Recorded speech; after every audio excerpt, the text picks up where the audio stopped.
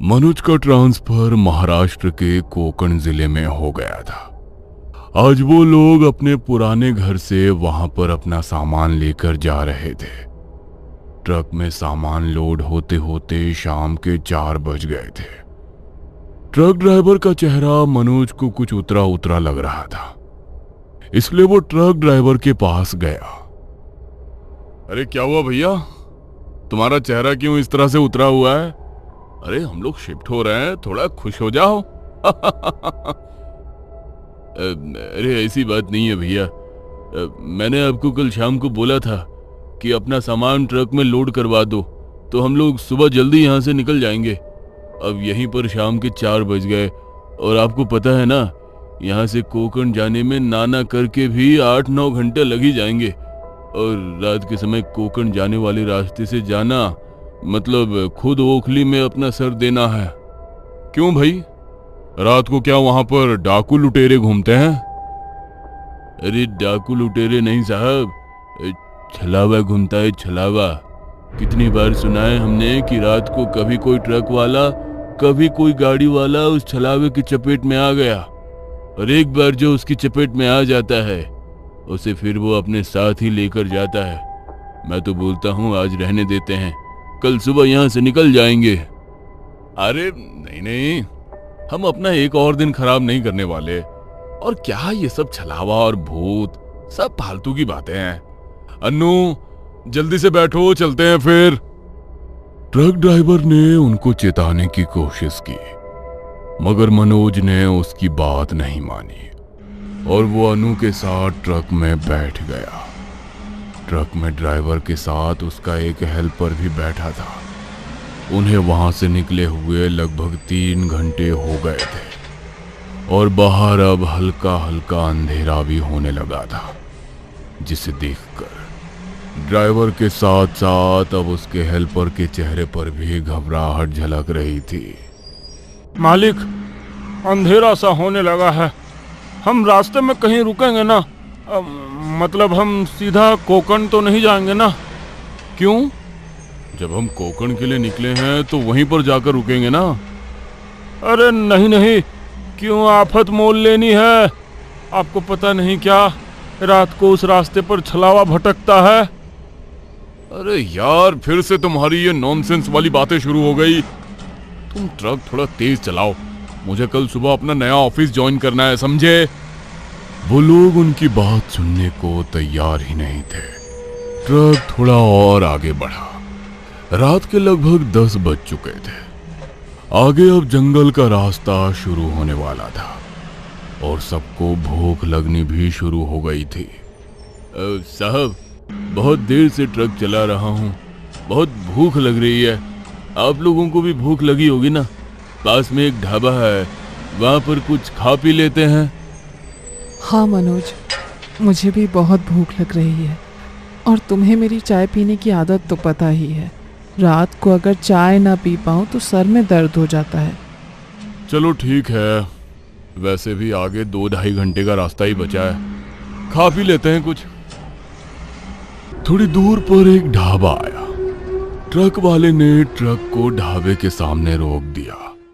वो सब खाना खाने के लिए उतरे तो उन्होंने देखा कि ढाबे पर उन लोगों के अलावा कोई और लोग थे ही नहीं। ये बात उन्हें कुछ अजीब सी लगी, क्योंकि अभी सिर्फ रात के 10 बज रहे थे। कुछ अजीब बात नहीं है ये। कितनी बार हम लोग रात को ट्रेवल करते हैं, और जब भी खाना खाने के लिए किसी ढाबे पर रुकते हैं तो ढाबे पर अक्सर लोग खाना खाने के लिए बैठे ही होते हैं, लेकिन यहाँ पर तो हमारे अलावा कोई भी खाना खाने के लिए नहीं है। इतनी रात को कोई यहाँ से आगे रास्ते पर बढ़ने की हिम्मत नहीं करता साहब। कोई रात को निकलता भी है तो पीछे गेस्ट हाउस है, वहीं पर रात को रुक जाते हैं लोग। हमारा ढाबा भी 10 बजे बंद हो जाता है। ग्राहक तो आना 7 बजे के बाद ही बंद कर देते हैं, मगर हम इसलिए थोड़ी देर तक ढाबा खोल कर रखते हैं ताकि अगर किसी को मदद की जरूरत हो तो हम उसकी मदद कर सकें। मदद? कैसी मदद? मेरे कहने का मतलब है कि रात को चाहो तो यहाँ पीछे गेस्ट हाउस है, वहाँ रुक सकते हो। इतनी रात को आगे तो जाओगे नहीं। अब तो ये लोग भी बोल रहे हैं साहब, इनकी बात तो मान लो। तुम्हें बोला ना एक बार नहीं रुकना, और बताया है ना तुम्हें कि सुबह मुझे ऑफिस भी ज्वाइन करनी है। आज रात तो आप हमें मरवा कर ही मानेंगे, किसी की भी बात सुनने को तैयार नहीं हो। अगर सब कह रहे हैं तो मान लीजिए ना। और वैसे भी 2-2.5 घंटे का रास्ता ही बचा है। सुबह 5 बजे तो रोशनी हो ही जाती है, तो सुबह सुबह निकल पड़ेंगे और आपके ऑफिस के टाइम से पहले ही हम पहुंच जाएंगे। क्या तुम भी इन लोगों की बातों में आ रही हो? गेस्ट हाउस वाले कमीशन देते होंगे इनको, इसलिए फालतू की कहानियां बना रहे हैं। तुम ये सब बातें छोड़ो और खाना खा लो। सब खाना खा रहे थे, तभी अनु के कपड़ों पर दाल गिरी। हे भगवान, इस दाल को भी अभी ही गिरना था। पूरा कुर्ता खराब हो गया मेरा। अरे दीदी, वो पीछे वहां बाथरूम है, आप वहां जाकर इसे साफ कर लो। अनु अपने कपड़े साफ करने के लिए पीछे बाथरूम की तरफ गई। तभी वहां से वापस आते हुए उसे अपने पीछे किसी के पैरों की आहट सुनाई दी। उसने पीछे मुड़कर देखा तो वहां कोई नहीं था। वो फिर से आगे की तरफ बढ़ी, मगर इस बार दोबारा उसे किसी के पैरों की आवाज सुनाई दी। तभी अचानक एक बिल्ली पीछे से उसके सामने आकर कूद पड़ी और वहां से दूसरी तरफ भाग गई। उसने अन्नू को बुरी तरह डरा दिया। ये बिल्ली भी ना डरा दिया इसने मुझे। अनु जल्दी से ढाबे पर वापस आई। तब तक सबने खाना भी खा लिया था। अरे आ गई तुम, चलो चलते हैं। रुको साहब, मुझे भी जरा हल्का होना है, मैं अभी आता हूं, बस 5 मिनट।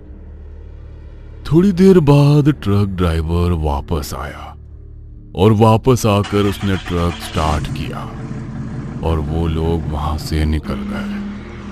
थोड़ी दूर पर ही जंगल का रास्ता शुरू हो गया। ट्रक वाला और उसका हेल्पर छोटू बहुत घबराए हुए थे।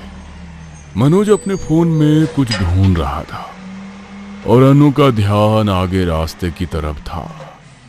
तभी सामने देखकर वो जोर से चिल्लाई। उसकी चीख सुनकर ट्रक वाले ने अचानक ट्रक रोक दिया।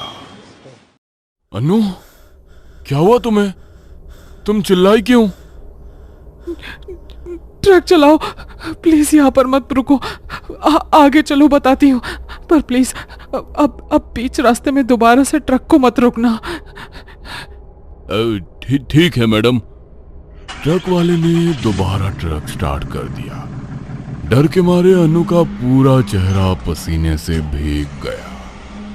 किसी को भी समझ नहीं आ रहा था कि आखिर हुआ क्या है। अब तो बताओ अनु, क्या हुआ था? क्यों चिल्लाई थी तुम? वो मैं सामने रास्ते की तरफ देख रही थी। अचानक से खून से लथपथ एक आदमी मुझे सामने दिखाई दिया। मुझे लगा कि शायद उसका इस रास्ते पर एक्सीडेंट हो गया है। मैं उसकी मदद के लिए ट्रक रोकने के लिए बोलने ही वाली थी, लेकिन उससे पहले ही वो मेरी आंखों के सामने से गायब हो गया। क्या? ये आप क्या बोल रही हो मैडम? अगर ऐसा है तो इसका मतलब है कि छलावा हमारे पीछे लग चुका है, और अगर एक बार वो पीछे लग जाए तो पीछा नहीं छोड़ता। मना किया था मैंने आप लोगों को रात को इस रास्ते से आगे बढ़ने के लिए, लेकिन मेरी बात नहीं सुनी आप लोगों ने। अब आपकी वजह से हमें भी भुगतना पड़ेगा। अरे चुप करो तुम लोग। तुम लोगों ने ही डरा डरा कर अन्नू का दिमाग खराब कर दिया है। तुम लोगों की बातें सुनकर ही उसे ऐसे भ्रम हो रहे हैं। नहीं मनोज, ये मेरा कोई भ्रम नहीं था। मैंने सचमुच उस आदमी को देखा था। वो मेरी आंखों के सामने से गायब हुआ है। ये लोग बिल्कुल ठीक कह रहे थे। हमें उस गेस्ट हाउस में रुक जाना चाहिए था। मुझे बहुत डर लग रहा है। अरे कुछ नहीं होगा अनु, तुम इस तरह डरना बंद करो और अपनी आंखें बंद कर लो। आंखें बंद रखोगी तो तुम्हें इस तरह के भ्रम भी नहीं होंगे।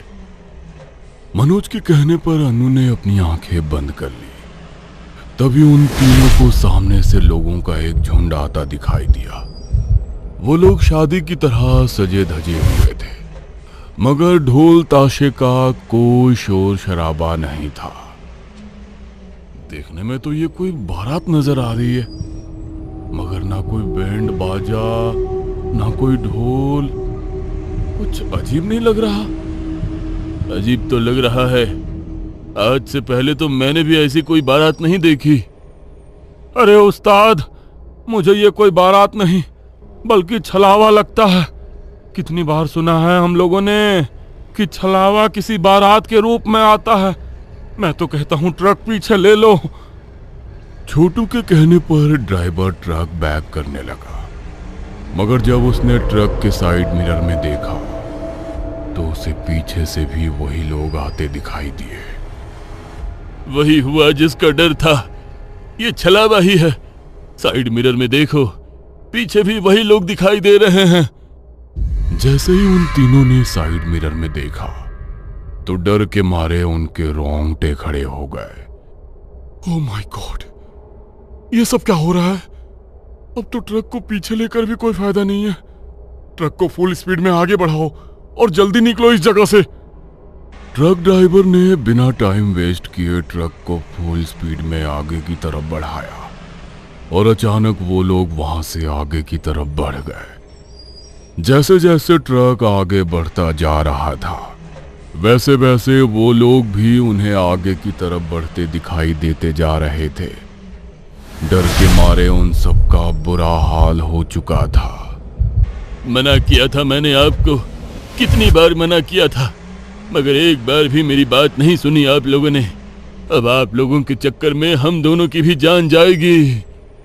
उस्ताद, वो लोग तो सामने से दिखने गायब हो गए, लेकिन मुझे लगता है कि हम एक ही रास्ते पर फंस कर रह गए हैं। ये देखिए, ये पानी की प्याऊ वही है जिसके ऊपर ये मटका रखा था। ये तो उस ढाबे से थोड़ी दूर पर ही थी ना, और हम लोग तो वहां से बहुत आगे आ चुके हैं। तो फिर ये प्याऊ यहाँ पर कैसे आ गई? ये बिल्कुल ठीक कह रहा है। ये वही प्याऊ है। उसके बगल में ठीक ऐसा ही बेंच था जिस पर कोंकण 2 घंटे दूर लिखा था, और इसके ऊपर भी वही लिखा है। हम एक ही रास्ते पर घूमते जा रहे हैं। इस छलावे ने हमें अपने भ्रम में फंसा लिया है, लेकिन अब हम इस छलावे से बाहर कैसे निकलेंगे? ड्राइवर फुल स्पीड में वहां से ट्रक को भगा रहा था, मगर कुछ देर बाद वो फिर से उसी जगह पर आकर रुक गए। और कुछ देर आगे चलने के बाद अचानक बहुत तेज ब्रेक के साथ ट्रक भी वहीं पर रुक गया। अरे, तुमने ट्रक क्यों रोक दिया? मरना है क्या तुम्हें? अरे रोका नहीं है मैंने ट्रक को, बल्कि खुद रुक गया है। इसे भी अभी ही खराब होना था।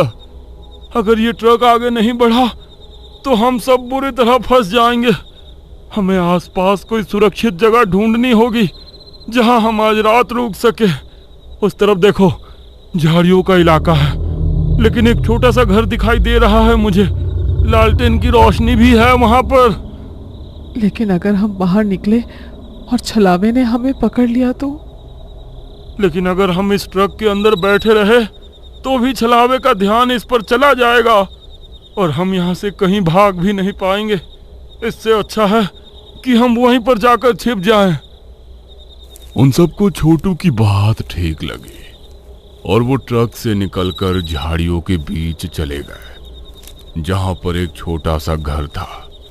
वो लोग उस घर के भीतर गए और उन्होंने दरवाजे को अंदर से बंद कर लिया। वो घर ज्यादा साफ नहीं था, लेकिन वहां 2 बिस्तर रखे हुए थे। एक काम करते हैं, जब तक यहाँ रुके हैं थोड़ी देर आराम कर लेते हैं। मेरे सर में बहुत जोर से दर्द हो रहा है। अनु मनोज के साथ एक बिस्तर पर लेट गई और ट्रक ड्राइवर के साथ छोटू दूसरे बिस्तर पर लेट गया। और कब उनकी आंख लग गई किसी को पता नहीं चला। तभी कुछ देर बाद मटके पर रखा गिलास अचानक से नीचे गिर गया और उसकी आवाज से अनु की नींद टूट गई। अनु ने आंखें मलते हुए सामने देखा तो डर के मारे उसकी चीख निकल गई, क्योंकि छोटू जमीन पर पड़ा हुआ था और उसकी गर्दन के मांस को किसी ने फाड़ डाला था। उसकी चीख की आवाज से मनोज और ट्रक ड्राइवर की भी नींद खुल गई और जब उन्होंने सामने देखा तो डर के मारे उनकी आंखें भी फटी की फटी रह गईं। छोटू, ये क्या हो गया? छोटू को किसने मारा इसे? पता नहीं, मेरे कानों में तो पानी का गिलास गिरने की आवाज पड़ी थी, उससे मेरी नींद टूट गई और जब मैंने सामने देखा तो छोटू मर चुका था। मुझे तो लगता है तुमने ही मारा है। अरे तुम्हारा दिमाग और आप खराब हो गया है क्या? क्या अनाप शनाप बके जा रहे हो? अनाप शनाप नहीं, बिल्कुल ठीक बोल रहा हूं मैं। मुझे तो यही छलावा लगती है।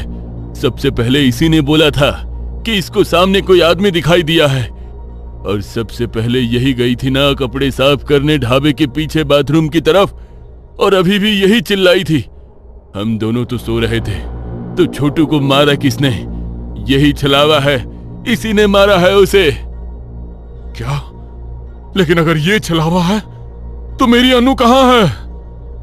अरे तुम पागल हो गए हो क्या मनोज? इसकी बात क्यों सुन रहे हो? और बात रही बाथरूम जाने की, तो मेरे बाद ये भी तो गया था बाथरूम की तरफ, ये भी तो छलावा हो सकता है। मैं बता रहा हूं, ये हमें गुमराह करने की कोशिश कर रही है। अगर हमने इसे नहीं मारा तो जैसे इसने छोटू को मारा है वैसे ही ये हमें भी मार देगी। ट्रक वाले ने पास में पड़ा एक डंडा उठाया और उससे अनु की तरफ वार करने लगा, मगर अनु वहां से हट गई और वो डंडा मनोज के सर पर जाकर लगा। मनोज के सर से खून बहने लगा। तभी अनु ने नीचे पड़ा वो डंडा उठाया और ट्रक ड्राइवर पर वार करने लगी, मगर उसने उसके हाथ से वो डंडा छीनकर दूर फेंक दिया। तुझे छोड़ूंगा नहीं मैं, मुझे पता है तू ही छलावा है। ट्रक ड्राइवर ने फिर से वो डंडा उठाया, मगर जैसे ही वो डंडा उठाने के लिए नीचे झुका तभी मनोज का ध्यान वहां नीचे लगे एक शीशे पर पड़ा जिसमें ट्रक ड्राइवर की छवि दिखाई ही नहीं दे रही थी। मनोज उसी वक्त समझ गया कि छलावा कोई और नहीं बल्कि वो ट्रक ड्राइवर ही है। वो अपने सर पर हाथ रखे हुए जल्दी से उठा और वहां पर रखा हुआ मटका उसने ट्रक ड्राइवर के सर पर दे मारा और वो डंडा उठाकर लगातार उस पर वार किए। वो निढाल होकर वहां गिर पड़ा और अनु का हाथ पकड़कर वहां से बाहर की तरफ भाग गया। तभी सूरज की पहली किरण होगी और जब सूरज निकल जाता है तो छलावा किसी पर हावी नहीं हो पाता। कुछ देर बाद वहां पर एक बस आई और वो दोनों उसमें बैठकर कोकण के लिए निकल गए। वो दोनों तो खुशकिस्मत थे कि उनकी जान बच गई, मगर ट्रक ड्राइवर और छोटू को उनकी जिद की वजह से अपनी जान गंवानी पड़ी। छलावा कोई बनाई हुई कहानी या भ्रम नहीं है।